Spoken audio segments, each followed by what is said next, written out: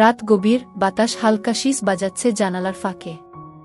আমি ঘরে একা, হঠাৎ ধীরে ধীরে কারো পায়ের শব্দ ঘরের মধ্যে ভেসে এলো। মনে হলো কেউ অদৃশ্যভাবে আমাকে দেখছে, চোখ বন্ধ করেও শীতল ভয় লাগছে। মামাও অচেনা অস্থিরতায় দারুণ চুপচাপ বসে আছেন, নিঃশ্বাস ফাঁকা হয়ে যাচ্ছে। ঘরের আলো আর ছায়ার খেলা যেন আমাকে আরও রহস্যের মধ্যে টেনে নিচ্ছে। হ্যালো বন্ধুরা, আপনারা কেমন আছেন সবাই? আশা করি অনেক ভালো আছেন।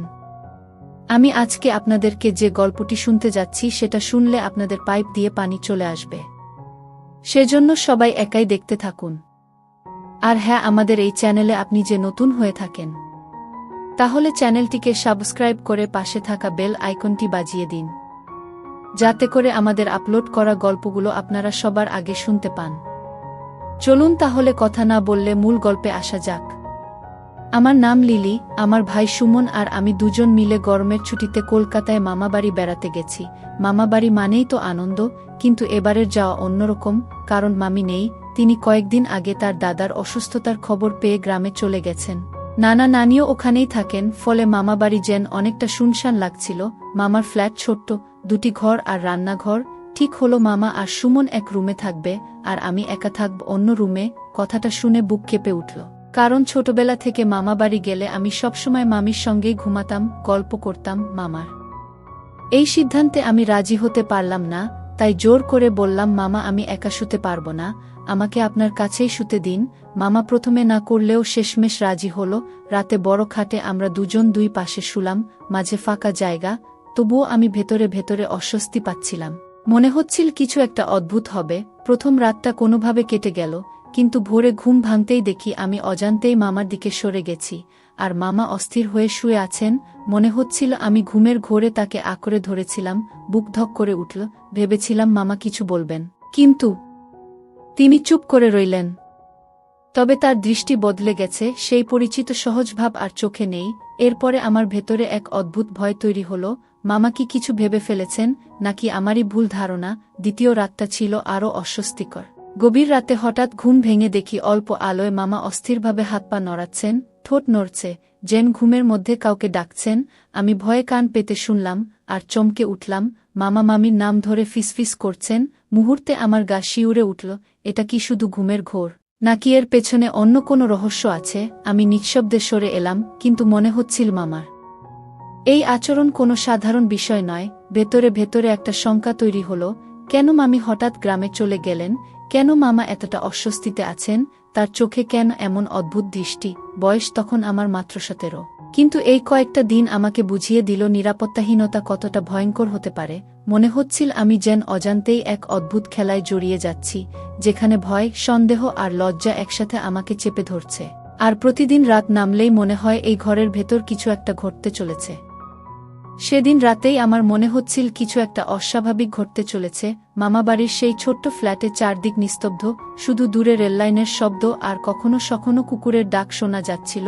খাটে শুয়ে আমি চোখ বন্ধ করার চেষ্টা করছিলাম, কিন্তু পারছিলাম না, কারণ পাশের দিক থেকে মামার অস্থির শ্বাস প্রশ্বাস শুনতে পাচ্ছিলাম।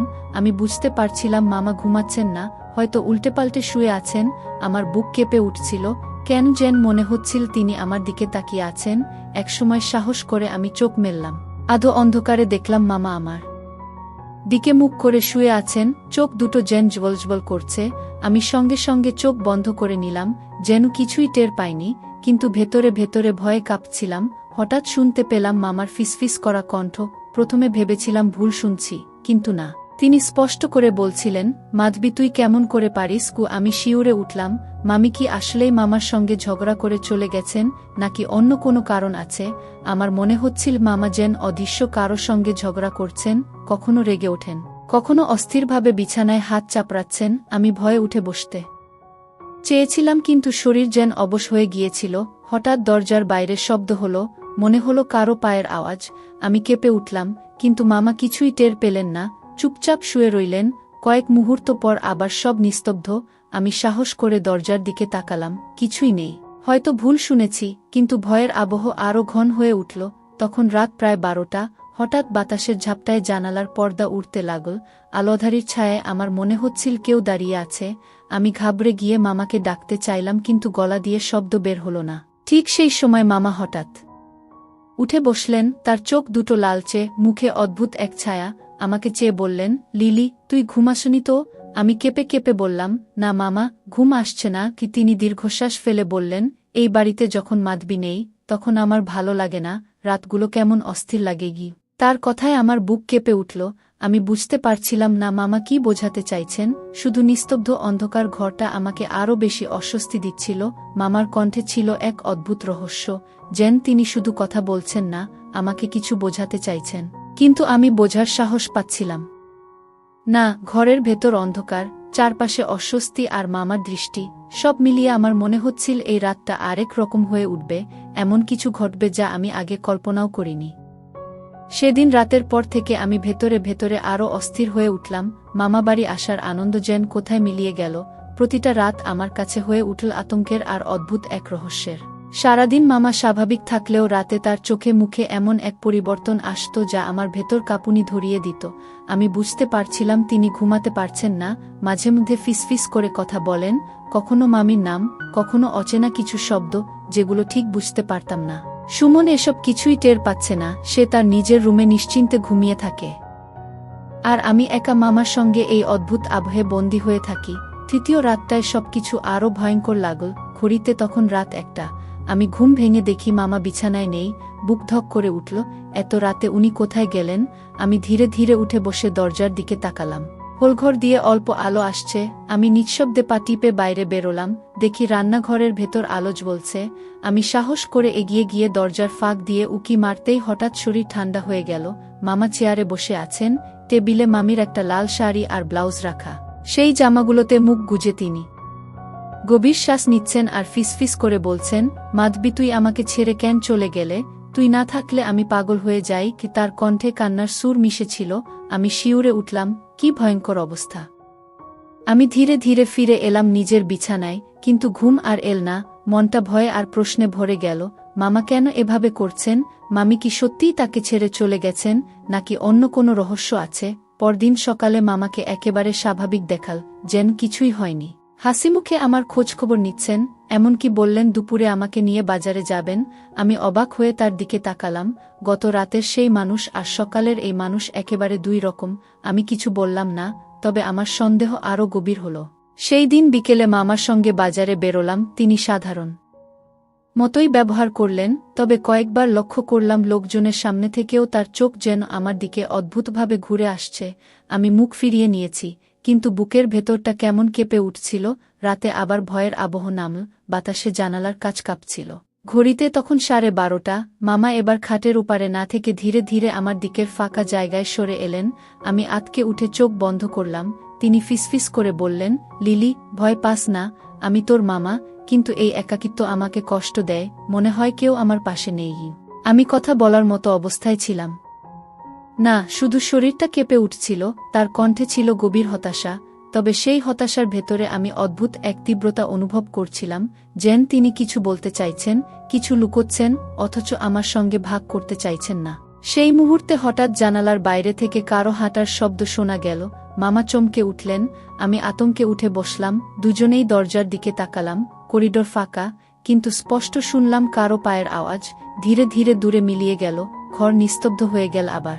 কিন্তু আমি বুঝতে পারলাম মামা বাড়ির এই রাতগুলো কেবল সাধারণ রাত নয়, এখানে লুকিয়ে আছে কোনো অদ্ভুত রহস্য, যা ধীরে ধীরে আমাকে গ্রাস করতে চলেছে। চতুর্থ রাতের আগেই আমি ভেতরে ভেতরে খুব অস্থির হয়ে পড়েছিলাম। মামাবাড়ির ছোট্ট ফ্ল্যাটটা যেন দিন দিন অচেনা হয়ে উঠছিল। সকালের স্বাভাবিকতা আর রাতের রহস্যময়তা মিলিয়ে আমার মন টালমাটাল হয়ে যাচ্ছিল। সুমন কিছুই বুঝতে পারছিল না, সারাদিন ঘুরে বেড়াচ্ছে, টিভি দেখছে, রাতে ঘুমিয়ে পড়ছে, অথচ আমি একা এক ভয় আর সন্দেহের ভেতর ডুবে যাচ্ছি। মামা সারাদিন স্বাভাবিক থাকলেও চোখের দৃষ্টি যেন অন্যরকম। কখনো হঠাৎ করে থমকে তাকিয়ে থাকেন, কখনো গভীর নিঃশ্বাস ফেলেন। মাঝে মাঝে মনে হয় কিছু বলতে চান, আবার থেমে যান। আর রাত নামলেই তিনি যেন অন্য মানুষ হয়ে যান। ভেতরে ভেতরে কেমন অস্থিরতা জমে থাকে, যা আমাকে ভয়ে আর কৌতূহলে আচ্ছন্ন করে রাখে। চতুর্থ রাতে আমি ইচ্ছে করে ভান করে শুয়ে পড়লাম। ভেবেছিলাম মামার আচরণ দেখি, সত্যিই কি তিনি ঘুমোতে পারেন না, নাকি আমারই ভুল ধারণা। ঘড়িতে তখন প্রায় 12টা, ঘর অন্ধকার, শুধু জানালার ফাঁক দিয়ে হালকা আলো ঢুকছে। আমি চোখ আধখোলা রেখে শুয়েছিলাম, দেখি মামা বিছানায় এপাশ-ওপাশ করছেন। হঠাৎ ধীরে ধীরে উঠে বসে পড়লেন, তার চেহারায় অদ্ভুত ছায়া, চোখ যেন শূন্যে তাকিয়ে আছে। আমি নিঃশব্দে শুয়ে থাকলাম, তিনি নিচু স্বরে ফিসফিস করে বলতে লাগলেন, মাধবী, তুই কেন চলে গেলি? আমি তোকে ছাড়া থাকতে পারি না। কি কথাগুলো শুনে আমার বুক কেঁপে উঠল। তবে এবার তিনি শুধু ফিসফিস করলেন না, হঠাৎ বুক চেপে ধরে দীর্ঘশ্বাস ফেললেন। মুখ থেকে বের হলো, আমার ভুল ছিল, কিন্তু আমি তোকে হারাতে চাই না। আমার মনে হচ্ছিল মামা যেন কারো সঙ্গে কথা বলছেন, কিন্তু ঘরে তো আমি ছাড়া আর কেউ নেই। তখনই হঠাৎ করিডোরের দিক থেকে দরজা ঠকঠক করে শব্দ হলো। আমি আতকে উঠলাম, মামাও চমকে উঠে তাকালেন, তারপর ধীরে ধীরে উঠে গিয়ে দরজা খুললেন। বাইরে কেউ নেই, করিডোর ফাঁকা, শুধু বাতাসের শব্দ। কিন্তু আমার কানে স্পষ্ট শোনা গেল দূরে কারো পায়ের আওয়াজ মিলিয়ে যাচ্ছে। মামা দরজা বন্ধ করে ফিরে এসে বিছানায় বসে মাথায় হাত দিয়ে বসে রইলেন, তার কাঁধ কাঁপছিল। আমি ভয়ে আর কৌতূহলে একেবারে পাথরের মতো শুয়ে রইলাম। সেই অবস্থায় আমি খেয়াল করলাম মামার চোখে পানি জমেছে, যেন তিনি ভেতরে ভেতরে কাঁদছেন। আমার মনে হলো মামার এই আচরণের পেছনে কোনো গভীর কষ্ট লুকিয়ে আছে, কিন্তু সেই কষ্ট কি সেটা বুঝতে পারছিলাম না। পরদিন সকালে মামা আমাকে দেখে স্বাভাবিক আচরণ করলেন, যেন কিছুই হয়নি, তবে চোখের কোণে ক্লান্তি লেগে ছিল। আমি সাহস করে জিজ্ঞেস করতে চেয়েছিলাম, মামি হঠাৎ কেন গ্রামে চলে গেলেন?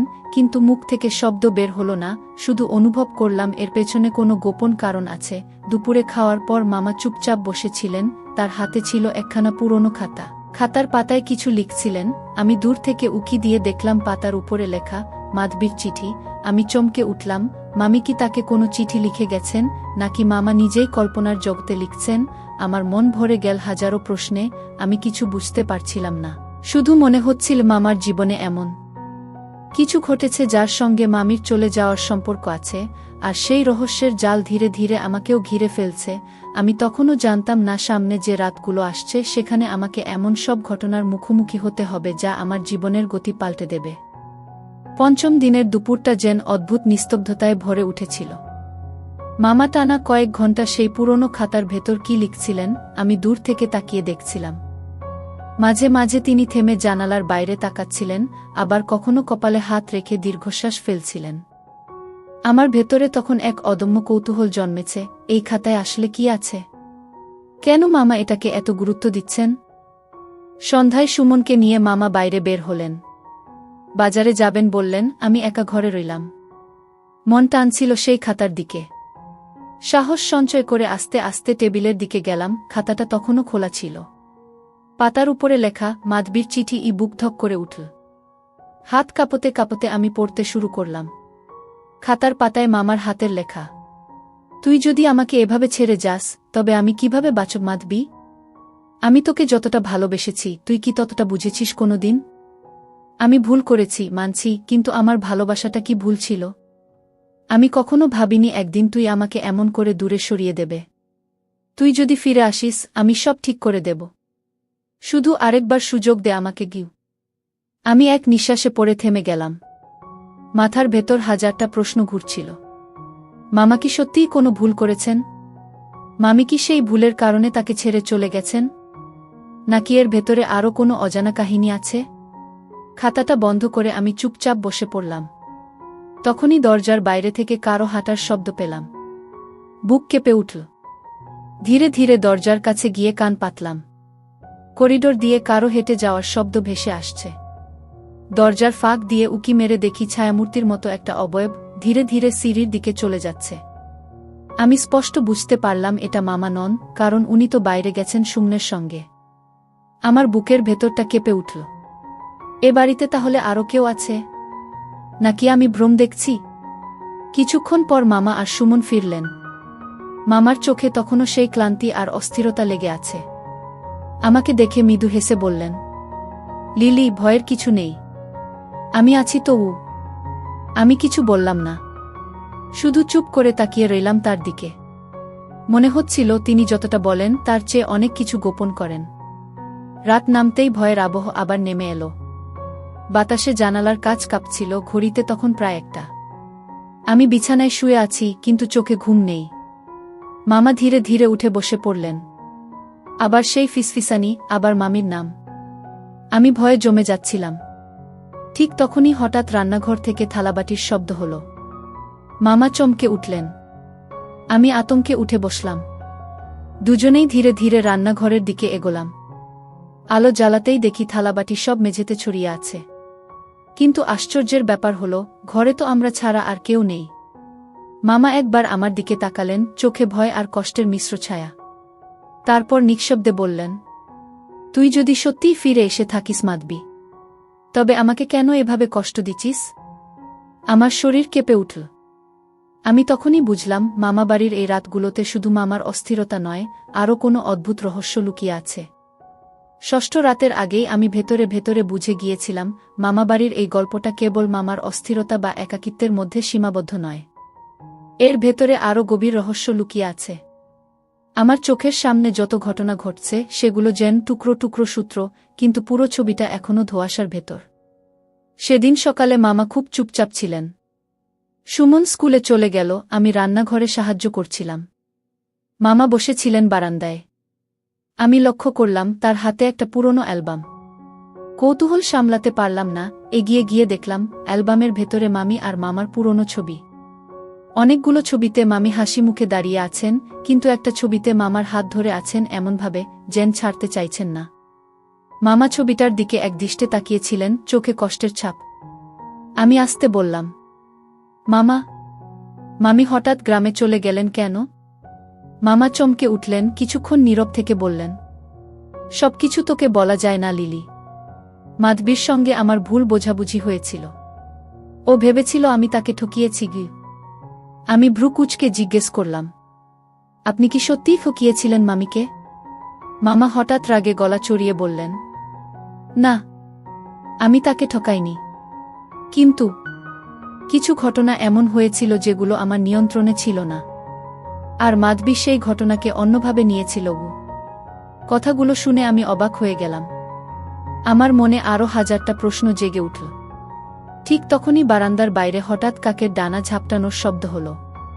মামা চমকে উঠে তাকালেন, তারপর ছবির অ্যালবামটা হঠাৎ জোরে বন্ধ করে রাখলেন। সন্ধ্যা নামতেই আমি সিদ্ধান্ত নিলাম, আজ রাতে কিছু একটা খুঁজে বের করব।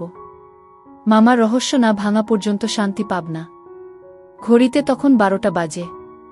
মামা তখনও জেগেছিলেন। আমি ভান করলাম ঘুমাচ্ছি। আধো অন্ধকারে দেখলাম তিনি ধীরে ধীরে আলমারির দিকে গেলেন, ভেতর থেকে কিছু কাগজ বের করলেন। চুপচাপ বিছানায় বসে পড়লেন আর কাগজের দিকে তাকিয়ে ফিসফিস করতে লাগলেন। আমি শুয়ে থেকে কান পেতে শুনলাম। কাগজটা যেন একটা চিঠি। মামা নিচু স্বরে পড়ছিলেন, তুমি যদি সত্যিই আমাকে ভালোবাসতে তাহলে ওই মেয়েটার সঙ্গে এত ঘনিষ্ঠ হতে না। আমি সব দেখেছি। আমি সব বুঝেছি। আমাকে আর খুঁজতে আসবে না। আমি চলে যাচ্ছি গু। আমার বুক ধক করে উঠল। মানে মামি কাউকে সন্দেহ করেছিলেন। কিন্তু কে সেই মেয়ে? মামা কি সত্যিই অন্য কারো সঙ্গে জড়িয়ে গিয়েছিলেন, নাকি এটা কেবল ভুল বোঝাবুঝি? আমি চোখ বন্ধ করে শুয়ে রইলাম। কিন্তু মনে হচ্ছিল ঘরের ভেতর হাওয়ার সঙ্গে সঙ্গে এক অদ্ভুত গন্ধ ভাসছে, যেন মামির গায়ের গন্ধ।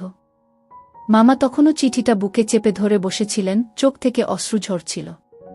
ঠিক তখনই রান্নাঘর থেকে আবার সেই শব্দ, থালাবাটি ঝনঝন করে মাটিতে পড়ল। মামা চমকে উঠে দৌড়ে গেলেন। আমি ভয়ে দাঁড়িয়ে গেলাম। রান্নাঘরে গিয়ে দেখি মামা মাঝখানে দাঁড়িয়ে, চারদিকে থালাবাটি ছড়িয়ে আছে। তার চোখে আতঙ্ক। হঠাৎ আমাকে দেখে বললেন, লিলি, তুই কি দেখেছিস? ও আবার ফিরে এসেছে। মাধবী আবার ফিরে এসেছে গি। আমার শরীর কেঁপে উঠল। আমি কিছু বললাম না। শুধু বুঝলাম, মামির চলে যাওয়ার রহস্যটা যতটা সাধারণ মনে হয়েছিল তার চেয়ে অনেক ভয়ঙ্কর। রাতটা আমার একদম ভালো কাটল না। মামা আবারও রান্নাঘরে গিয়ে অদ্ভুত আচরণ করে ফিরলেন। আমি জিজ্ঞেস করতে গিয়েও থেমে গেলাম। শুধু লক্ষ্য করলাম তার চোখ দুটো যেন গভীর আতঙ্কে ভরা। পরদিন সকালে মামা তেমন কারো সঙ্গে কথা বললেন না। আমি রান্নাঘরে দাঁড়িয়েছিলাম, সুমন তখন পাশের রুমে খেলছিল। হঠাৎ আমার চোখ পড়ল আলমারির নিচে পড়ে থাকা একটা ছোট কাগজের টুকরোয়। তুলে দেখি সেখানে কাপা হাতে লেখা কিছু শব্দ। শুধু আমি নই, তুই জানিস কার জন্য সব শেষ হলো? আমার বুক ধক করে উঠল। কার জন্য? এই প্রশ্নটাই মাথায় ঘুরছিল। কাগজটা লুকিয়ে রেখে দিলাম। দুপুরে যখন সুমন ঘুমাচ্ছিল আমি চুপি চুপি মামার রুমে ঢুকে পড়লাম। আলমারির ড্রয়ার টেনে দেখি অনেক পুরনো কাগজপত্র। তার ভেতর থেকে বেরিয়ে এল একটা ছোট নোটবুক। পাতাগুলো হলদে হয়ে গেছে, কিন্তু লেখা স্পষ্ট, এটা যেন মামার ব্যক্তিগত ডায়েরি। পাতা উল্টাতে উল্টাতে একটা জায়গায় এসে থমকে গেলাম। সেখানে লেখা, মাধবীর বান্ধবী রত্না। আমি তাকে এড়িয়ে যেতে চেয়েছিলাম, কিন্তু সে বারবার কাছে আসছিল। এক রাতে ভুল করে অনেক দূর এগিয়ে গিয়েছিলাম। পরদিন মাধবী সব জেনে গেল। তখন থেকে আমার জীবনে আগুন গু। আমি স্তব্ধ হয়ে গেলাম। মানে মামি শুধু সন্দেহই করেননি, সত্যিই একটা ঘটনা ঘটেছিল। আর সেই নাম রত্নাঘু আমি কখনো শুনিনি। ঠিক তখনই পেছন থেকে মামার কণ্ঠস্বর শোনা গেল, লিলি, তুই এখানে কি করছিস? আমি চমকে উঠে নোটবুকটা বন্ধ করে ফেললাম। মামার চোখ রক্তলাল, মুখে রাগ আর লজ্জার ছাপ। আমি কাপা গলায় বললাম, মামা, আমি শুধু কথা শেষ করার আগেই মামা চুপচাপ আমার কাছ থেকে নোটবুকটা নিয়ে নিলেন। কিছুক্ষণ চুপ করে দাঁড়িয়ে থেকে হঠাৎ বললেন, তুই যা পড়েছিস কাউকে বলবি না, বিশেষ করে সুমনকে তো একেবারেই না। আমি কিছু বললাম না, কিন্তু মাথার ভেতর একটাই প্রশ্ন ঘুরছিল, রত্না এখন কোথায়? সন্ধ্যায় বারান্দায় বসে আছি। হঠাৎ দেখি সামনের গলির দিকে একটা মহিলা দাঁড়িয়ে আছে। আলো অন্ধকারে মুখটা পরিষ্কার দেখা যাচ্ছে না, কিন্তু অদ্ভুতভাবে মনে হলো সে যেন আমাদের ফ্ল্যাটের দিকেই তাকিয়ে আছে। আমি খেয়াল করতে করতে হঠাৎ চোখ মুছলাম। আবার তাকাতেই দেখি কেউ নেই। মনে হচ্ছিল আমার বুকের ভেতর শীতল বাতাস ঢুকে যাচ্ছে। যদি সেই হয় রত্না, নাকি মামি? সেই রাতে মামা হঠাৎ ঘুম ভেঙে দরজা খুলে বাইরে বেরিয়ে গেলেন। আমি চুপচাপ তার পিছু নিলাম। দেখি ফ্ল্যাটের নিচে দাঁড়িয়ে তিনি হাওয়ার দিকে তাকিয়ে বলছেন, মাধবী, আমাকে ক্ষমা করে দাও। আমি শুধু একবারের ভুল করেছিলাম। আমি জানতাম না তুমি চিরদিনের জন্য চলে যাবে গু। আমি ভয়ে থমকে দাঁড়িয়ে গেলাম। আশেপাশে কেউ নেই, শুধু বাতাসে অদ্ভুত শীতলতা। মনে হচ্ছিল সত্যিই কেউ যেন অদৃশ্য হয়ে দাঁড়িয়ে আছে মামার সামনে।